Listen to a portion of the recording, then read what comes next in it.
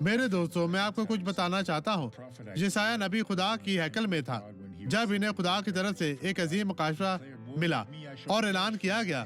तब मैं बोल उठा के मुझ पर अफसोस, मैं तो बर्बाद हुआ, क्योंकि मेरे होंठ नापाक है और नजिस लब लोगों में बसता हूँ, क्योंकि मेरी आंखों ने बादशाह रब्बुल अफ़वाज को देखा। जब आपको जिंदगी में कोई बुरा हाल आए या ऐसी परेशानी आए तो याद रखें कि एक सराफीम आपके होंठों को साफ करने के लिए जिंदा कोयला लेकर आ सकता है। जैसे कि इसने कहा था, इसके होंठ नापाक है। खुदावंद आपको शिफा देगा, निजात देगा।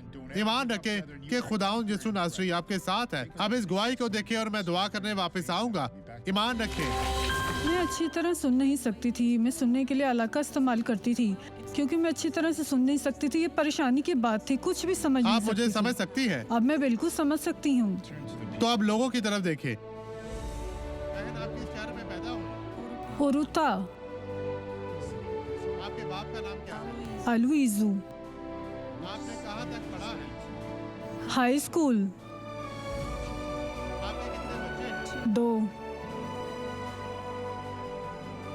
उनके नाम क्या है? अफोंसू। देखिए भाइयों, मैं वहां वापस आ गया हूं बहन।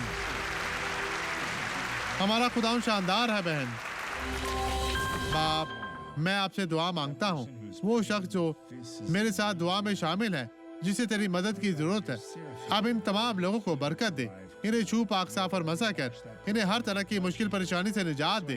ओ यहोवा पाक खुदा, मेरा ईमान इन तमाम लोगों के ईमान के साथ जुड़ा हुआ है। इन तमाम लोगों को बरकत दे, यस्सू के नाम में, आमीन।